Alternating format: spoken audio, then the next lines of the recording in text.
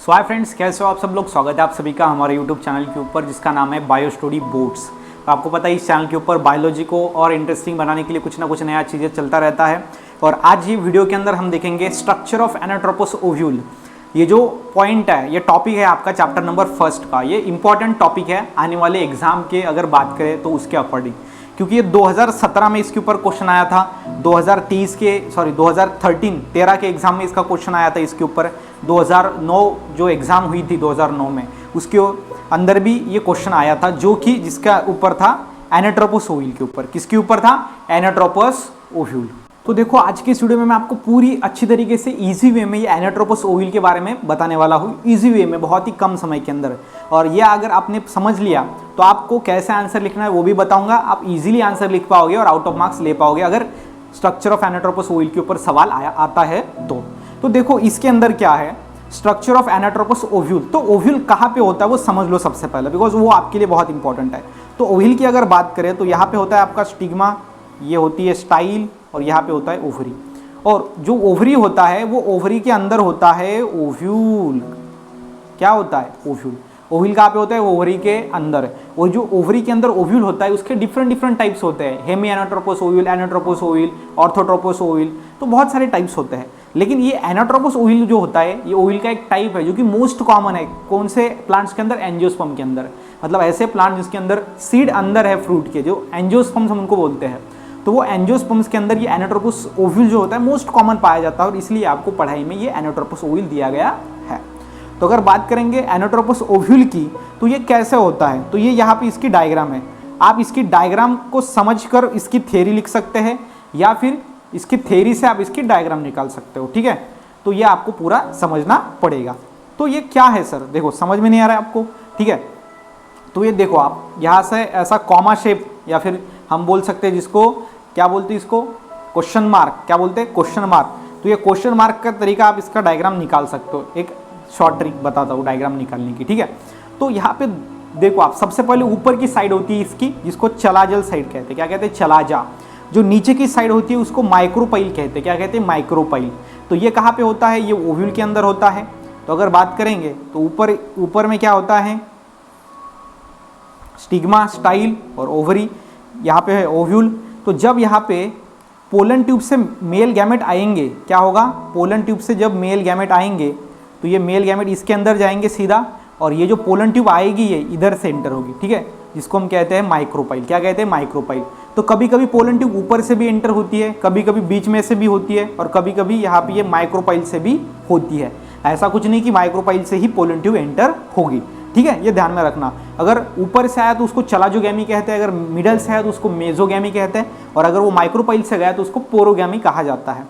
तो वो हम बाद में पढ़ेंगे। ठीक है, तो अभी हमारा जो टॉपिक है वो मेन है कि एनाट्रोपस ओव्यूल का स्ट्रक्चर।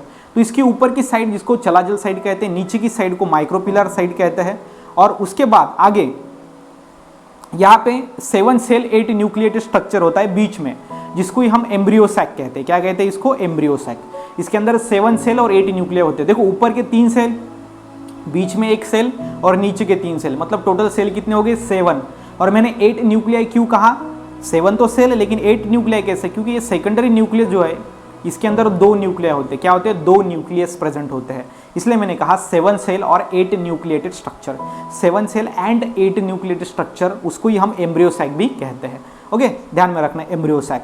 तो जो नीचे में 3 सेल होते हैं उसमें जो मिडल वाला होता है उसको एक कहा जाता है, और उसके साइड में जो होते हैं ये उसको सिनर्जिड कहा जाता है। तो बीच में एक और साइड में सिनर्जिड्स। कौन से साइड पे? माइक्रोपाइलर।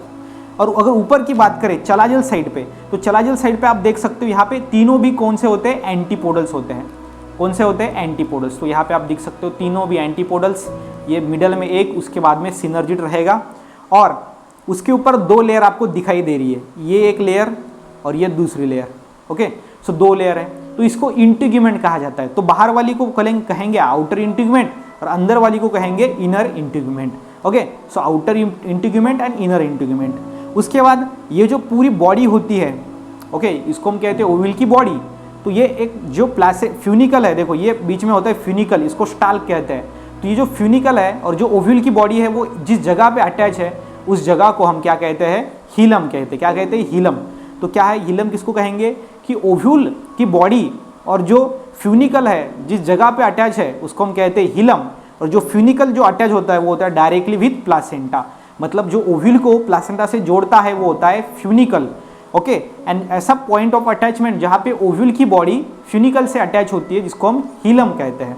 तो समझ में आ रहा है? तो सबसे नीचे प्लासेंटा, उसके बाद फ्यूनिकल, देन हिलम, उसके बाद outer integument, then inner integument, उसके बाद वहाँ पे न्यूसेलस है। ओके, ये जो आपको ये जो दिख रहा है ये वाला पार्ट इसको हम न्यूसेलस कहते हैं, और न्यूसेलस के अंदर है 7 सेल 8 न्यूक्लिएटेड स्ट्रक्चर, और ऊपर की साइड चलाजल साइड और नीचे की साइड माइक्रोपिलर साइड। बस खत्म, यहाँ पे ही आपका पूरा एनोट्रोपस ओवल का डायग्राम खत्म होता है। अब इसको ही आपको राइट वे में आपको क्या करना पड़ता है, एक्सप्लेन करना पड़ता है, तब जाके आपको वो मार्क्स आएंगे अच्छे से। ओके, सो राइट वे में एक्सप्लेन करना है मतलब कैसे करना है। अगर डायग्राम पूछा जाए तो इस तरीके से आपको डायग्राम निकालनी है, उसके नाम दे देने हैं, आपका आउट ऑफ मार्क्स मिल जाएंगे। लेकिन अगर एक्सप्लेन करने के साथ साथ दोनों भी आपको डायग्राम भी निकालनी है, एक्सप्लेन भी करना है, तब देखो आपको कैसे एक्सप्लेन करना है। Each ovule develop inside the ovary. कहाँ पे ये डेवलप होता है? ओव्यूल ओवरी के अंदर। कहाँ पे? ओवरी के अंदर। एंड ये प्लेसेंटा से अटैच होता है, अटैच विद द प्लेसेंटा, नीचे वाला, विद स्टाल्क, एक स्टाल्क से होता है। ओके, जैसे कि बॉडी ट्यूब जैसे हम उसको बोलते हैं स्टाल्क, तो कौन सी स्टाल्क होती है? वो फ्यूनिकल। कौन सी? फ्यूनिकल। देखो आप, ये फ्यूनिकल, ये नीचे प्लेसेंटा। तो अगर आप यहाँ पे देखोगे तो आपको दिखाई देगा कि जो मेन बॉडी है ओव्यूल की, और वो जो फ्यूनिकल से अटैच है वो एक जगह पे अटैच है जिसको हम क्या कहते हैं? हिलम कहते हैं। क्या कहते हैं उसको? हिलम कहते हैं। ये बात आपको क्या करनी पड़ेगी, यहाँ पे ध्यान में रखनी पड़ेगी। आगे अगर बात करेंगे आगे, तो यहाँ पे दिखा गया है द प्लेस ऑफ अटैचमेंट, उसको हिलम कहा जाता है, वो तो हो गया। So in angiosperm most common type of ovule that is the anatropous ovule. Most common होता है ओव्यूल एंजियोस्पर्म के अंदर। किसके अंदर? एंजियोस्पर्म्स के अंदर। तो ये आपको क्या करना पड़ेगा, बात थोड़ी ध्यान में रखनी पड़ेगी। इन विच माइक्रोपाइल, अब जब एनोट्रोपस ओव्यूल को हम क्यों एनोट्रोपस कहते हैं? क्योंकि इस ओव्यूल में ये जो माइक्रोपाइलर की साइड है वो डाउनवर्ड होती है, इसलिए इसको क्या कहा जाता है? एनोट्रोपस ओव्यूल कहा जाता है। Micropylar is the downward directed, okay, और डायरेक्टेड डाउनवर्ड। इसका माइक्रोपिलर नीचे की साइड में होता है, इसलिए हम इसको एनोट्रोपस ओव्यूल कहते हैं। Okay, so it present adjacent to the funicle, funicle के बाजू में होता है, ऐसा आपको लिखना है। The ovule consist of the central parenchymatous tissue. Okay, central parenchymatous tissue होता है ओव्यूल के अंदर, जिसको ही हम कहते हैं न्यूसेलस। क्या कहते हैं? ये न्यूसेलस। ठीक है, तो ये देखो ओव्यूल के यहाँ पे एम्ब्रियो सैक जो होता है उसके जस्ट बाहर में ये पैरेंचाइमेटस टिश्यू होते हैं, और ये जो क्या बनाते हैं? न्यूसेलस बनाते हैं। ओके, वो आपको बताना है। एंड न्यूसेलस के जो बाजू में 2 प्रोटेक्टिव कवरिंग होती है जिसको इंटीग्यूमेंट्स कहा जाता है, और एक उसकी आउटर है और एक इनर है, वही आपको यहाँ पे लिखना है। उसके बाद आपको एक नैरो ओपनिंग होती है अपेक्स में ओव्यूल के, उसको हम कहते हैं माइक्रोपाइल। नीचे में देखो आप, एक ओपनिंग है जिससे क्या होता है? पोलन ट्यूब एंटर होती है। ओके, ध्यान में रखना।